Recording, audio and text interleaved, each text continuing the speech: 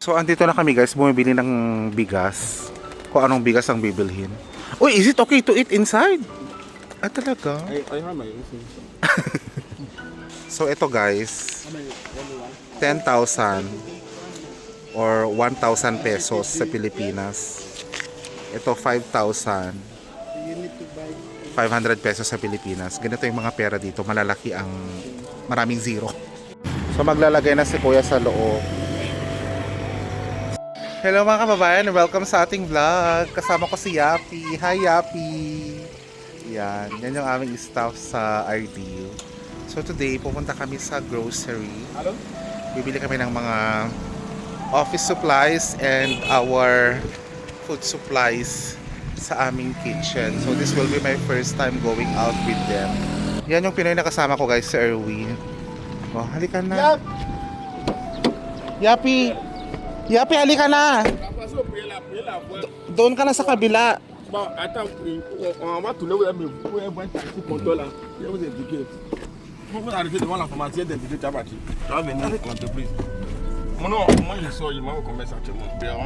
So, ang salitan nila dito ay Francais. Tapos ang gamit namin ay yung ibig sabihin parang Uber, parang ano ba yung kulay green, Grab sa Pilipinas. So accessible ang kanilang transportation dito. Hindi siya basta-basta kukuha ka lang ng taxi sa labas. Medyo okay kasi nga naka-Yango app siya. Kahit pa paano maayos yung makukuha mong sasakyan. So Yapi, quand tu arrives devant ta formation, il y a une fois qu'il continue vers l'hôtel à haut là. may kausap pala siya. Pasensya naman. Ipakita ko sa inyo yung paligid ng dinadaanan namin. So ito guys yung dinadaanan namin. No? Mais quand tu arrives là-bas, tu m'appelles. Kahit pa paano okay naman yung daan nila, no? Oo, dito sa lugar na to. Medyo ano naman to dito, no? Mr. Erwin, no? Medyo safe tsaka maayos ang daan. Ito si Mr. Erwin, bago pa lang dito. Ilang months ka na dito? October. So mag-1 year na siya. So ganyan talaga guys kapag Pilipino, nakikita yung hairstyle. So may hairstyle talaga siya ganyan. Ang cute ng hairstyle niya guys. Dito kasi sa Africa, pwede kami maka-hairstyle any hairstyle we want. Diba? Okay lang naman yan. Basta mukha kang professional. So ito si Yapi. You've been working in Edmark so in how many years? For how many years? 10 years. 10 years already. Congratulations. You have already one branch, Yapi. Yes, you own one. They need to give you one brand. Right? Yapi. And loyalty certificate. Oo, loyalty certificate. They need to give you a lot of gift certificate also. And then one Edmark Club. Diba? So dito Sir Erwin, hindi siya totally sitting city, no? Ito na yung kumbaga nila. City nila. Ito na yung pinaka city talaga nila. City nila. Tapos ito Guaki. You mean parang capital na rin to ng pangalawang capital ng Ivory Coast. Parang pangalawang city nila. Okay guys, so ang pinaka-capital ng Ivory Coast ay Abidjan. So sabi ni Mr. Erwin, pangalawang capital pala nila daw ang Guaki. City. Pangalawang city. Oo, malaking city dito sa Ivory Coast. So definitely marami tayong mga pwedeng makita rito, especially mga food. Yan si Yapi. Yapi can join me checking food, no? Yes. Yan si Yapi. See, I think Yapi also exercise, no? You also exercise, no? Yeah. Oh. So adventurous din yan si Yapi. Tu vas à droite maintenant. Alam nyo, naalala ko Ano, tong boss? si Yapi kasi nga Oui. ang ganda ng story niyan sa buhay. Pwedeng pang D'accord. MMK. Donc, Yan, nag-start yan siya as maintenance, no, Win? Allô? Oo, nag-start siya as maintenance. Elle disait quoi? Hanggang sa na-promote siya maging in charge ng RDU, ganun. Tu voulais quel produit? Nakakamangha yung kanyang story. Cafe Dito na Red, kami no? guys sa kanilang supermarket Okay. sa Carrefour. Faut donner, faut dire. Ito na guys. Ay, aray ko.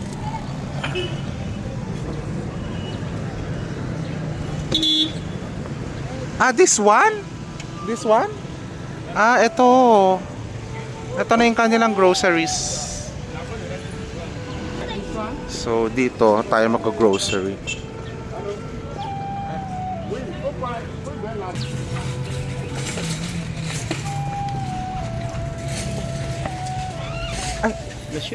Ano? Ala, ito ang lalaki oh. Dito pala yung bilihan. Yapi oh. Alcohol? You don't like alcohol? Ayaw niya daw. Dito maraming bilihan. Marami. Ala. This one, no? Where's the one pack of this one? So sa company kasi namin guys, bumibili kami ng isang buwan ng office supplies para sa company. So kailangan namin ng mga tissue, mga ganun. So i-check natin yung presyo nila dito kung mas mahal ba ang presyo dito kumpara sa Senegal. Actually pareho sila ng pera. Pakita ko sa inyo yung pera. So ito guys, 10,000 or 1,000 pesos sa Pilipinas. Ito 5,500 pesos sa Pilipinas. Ganito yung mga pera dito. Malalaki ang maraming zero. Sa Pinas pag marami kang zero, mayaman ka na. So check din tayo ng aking mga personal na bibilhin. Bro, iwan ko muna kayo dito. Tingin din ako ng personal ko, no? Yan. Alam nyo guys, napansin ko ang tataas ng mga ano nila oh. Grabe. Mga supplies. Parang pag yan mahulog. At ang mga drinks. Ito 500 isa, 50 pesos isa. Parang mogo-mogo. So guys, andito na ako sa mga anuhan ng tenga. Wala kasi akong cotton buds eh. So ito guys, 120 pesos, 1,200. Parang mahal no? 120 pesos, kamahal. Ito kaya. Wala kasing price. Uy, ang mahal ng cotton buds ha, 120 pesos sa isang ganito. Tama ba? Sa Pinas, 120 yung ganito. Comment nga kayo guys kung ito 120 sa Pinas. So ito naman yung kanilang mga shampoo. Fashion shampoo, 130 pesos. Hindi ko lang sure kung mga original yung mga dito, pero baka Pikaid. So yung mga kasama ko andun pa rin. Ang dami na yata nilang nabili. Ito sila.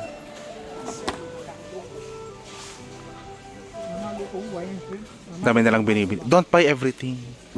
You buy all. Ito guys, pinalitan ko. Yung isa kasi 190 pieces. Ito 200. Ito na lang. Actually guys, no, medyo nalilito ako sa bilihan dito. Kasi parang ang dami-dami. Parang hindi maayos yung pagkakalagay. Parang halo-halo. Tsaka hindi siya ventilated. Wala siyang aircon. Do tama lang naman yung temperatura. Mag-check pa tayo. So guys, andito tayo sa Pringles. Ang isa 360 pesos. Isa. So all flavor na yan. Medyo mahal din siya, no? Ewan ko kung magkano yan sa Pilipinas. Yung Pringles. Comment na kayo guys kung magkano Pringles sa Pinas. Guys, andito naman ako sa bilihan ng mga bigas. Kasi kailangan pa na namin ng bigas. Oo, sa pagkain namin. So tingnan natin kung magkano yung presyo. And si Kuya tumitingin din siya ng bigas. Magkano ba to? Ito 5 sako, 5 kg. So 25. Hindi ko alam magkano yung presyo. Pero ito 4.5 kg times 5. 5 na to. So parang 25 kg. 1,375 pesos. Ito. Jasmine rice. Jasmine rice. Siguro pwede to. Ano ba kasang jasmine rice? Hindi ko maintindihan. Jasmine rice. Ano ba ang ibig sabihin ng jasmine rice? Jasmine. Tingnan naman natin kung magkano yung per piece. Ito, Rice de Vietnam. 5,500. 550 pesos 5 kilo. Mahal, no? O yan, 550. Yung iba, 720 pesos 5 kilo. Ito naman, 1 kilo 115 pesos. So, bahala na yung kasama ko kung anong bibilihin niya na rice namin kasi ang gagawin dyan, paghahatian namin kung magkano yung fresh, yung nagastos, divided by 2. So, ganoon yung magiging anuhan namin pagdating sa pagkain. Always divided by 2. Yung iba naman na mga kailangan sa palengke naman na bibilhin eh. Bibilhin ni Inday, mas mura. So, dito yung mga ano lang, mga primary na kailangan. So, tingin pa tayo guys. Ito guys, oh, isa 190 pesos. Mushroom. Ang mahal, no? Baka sa Pinas 45 pesos to eh. Mahal siya. Ito corned beef. ABC corned beef. 4,300. 430 pesos. ABC corned beef. Huwag tayong bumili ng mga ganyang ABC. Kasi mamaya ano eh. Hindi natin alam, di ba? Kailangan makasigurado tayo. So, andito na kami guys. Bumibili ng bigas. Kung anong bigas ang bibilhin. Uy, is it okay to eat inside? Ah, talaga? I have my own thing.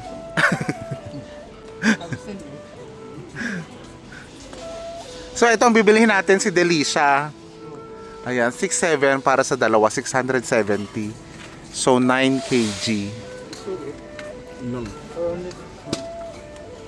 Ito, meron din isang Delicia. 5,400, 250 pesos sa 4.5 kg. Oh, yan na lang, be. Okay naman. Try natin yan, Jasmine. Vietnamese Jasmine. Ala. Muna ni, oh, ayan, oh. Ala.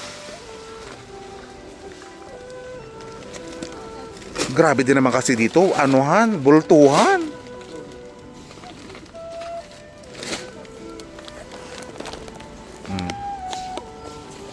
Ayun, mabigat siya guys. So ano pa? Anong canned goods natin? Nagsasardinas ka ba? Okay ba itong mga sardinas nila?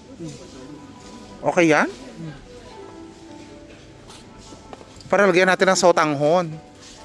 Wag to na ano, yung isang ano, yung pula. Yung pula? Ito may pula? Ito hindi pa to pula? Oh, yung ganito na ano. Ah, pero parang ayun oh. Oh. Magkano siya? Dalawa 700, dalawa 70 pesos. ano So na, 35 isa. Yan. Okay na yan, apat. Ito. Ay! Ay! Ayan, dalawa na. 700 lang. Oo. Yung dapat yun. So yan.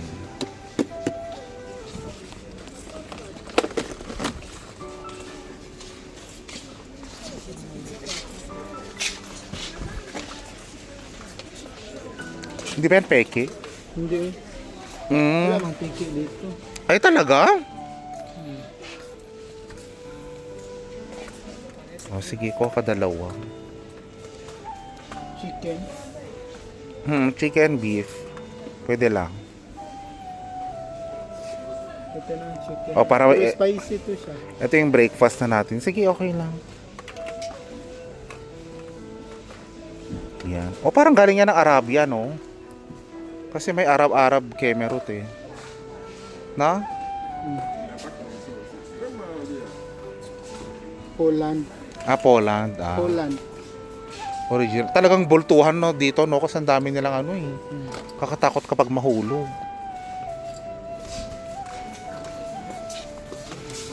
May bilihan ng munggo dito.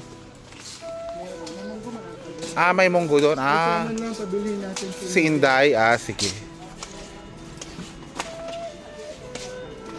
So guys, putulin ko muna yung pag-video ko kasi mabigat yung inaano ko eh. So later on na lang. So yan yung mga personal. Yan yung mga pagkain namin na binibili namin. Okay guys, pasensya na pala. Kailangan ko palang bumili ng dalawa para makuha ko yung tamang price. So yung Pringles kanina, dalawa pala yun. 360 pesos. Kailangan pala talaga dalawa ang bilhin mo. Sorry. Buti nagtanong tayo. No? Nalinaw natin na ang presyo dito, dalawahan. So guys, natapos na kami. Ito yung mga binili namin. Nakapila na yung kasama namin. Magbabayad na lang. So mga kababayan, tapos na kami nagbili. So ito si Kuya, siya yung nagbuhat ng aming binili. Di ba? Dami naming binili guys. Ganun ang tulak-tulak. So suma total, ang presyo nito ay mahigit 10,000 pesos. Parang 10,000 pesos na yan. Mahal din no, ang presyo nila dito no. Mahal. So mag-abang lang kami ng taxi or yung nag-book sila ng taxi. So ito kasya na to isang buwan no. Yan. Si Delicia. Dito guys, maraming bumibili. Ang dami ng mga nakamotor, mga ganyan. Ayun oh, nakaparada. So para siyang para siyang stock market, charot. Para siyang bilihan ng mga bultuhang mga kagamitan. So, bro, anong masasabi mo sa nila sa supermarket nila kumpara sa Pilipinas? Anong masasabi mo? Maayos ba? Maganda Okay ba? naman, maayos Yung naman. presyo, katanggap-tanggap ba? Di ba? O hindi ba mahal masyado? Takto lang. Sakto lang. Yung serbisyo, parang Pilipinas ba? Parang Pilipinas ba? Parang Pinas lang. Pero grabe yung sa loob, no? Parang Wholesale kasi. wholesale kasi, kaya pala ganon. Parang nailang ka sa video, no? Kasi sanay ka rin. Sinasama ko siya sa video, guys. Para mapanood din ang asawa niya. So maglalagay na si Kuya sa loob. So, ito, bibigyan mo rin ng tip, no? Bibigyan mo ng tip.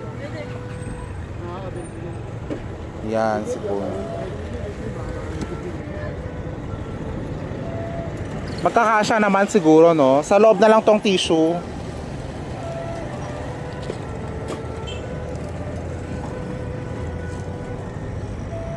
Naka-vlog kayo kaya mag-tip kayo.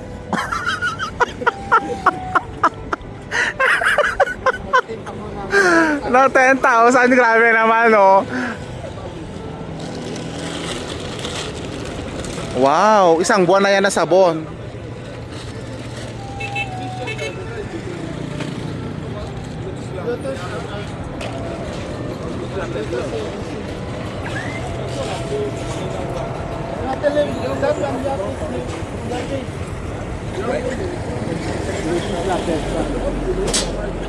Ito.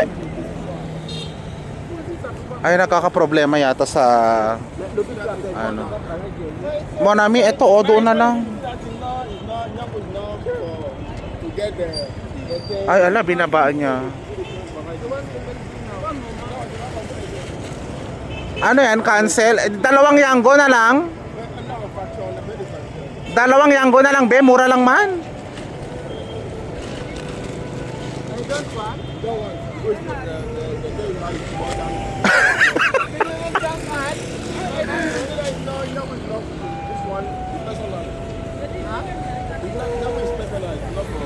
Hindi daw pwede.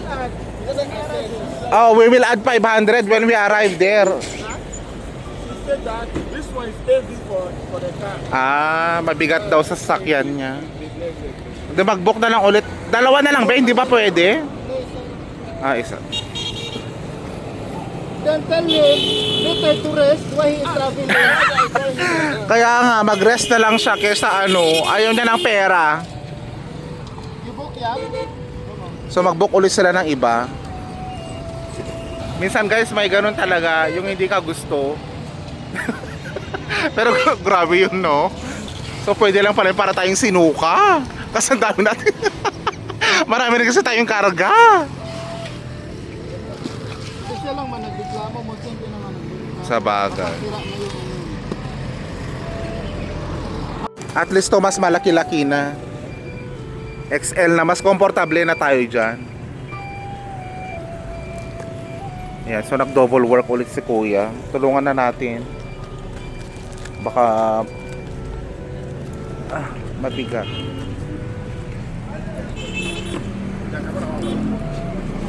Ito kasi mabigat.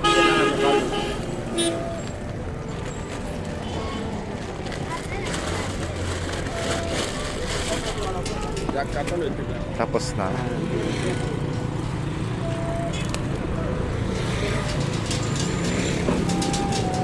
Sa loob na lang to.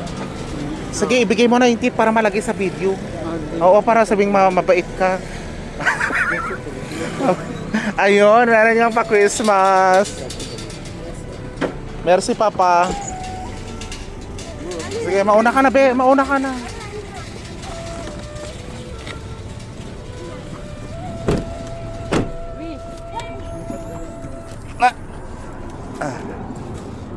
O, saan pa yung isa? Ilagay mo dyan.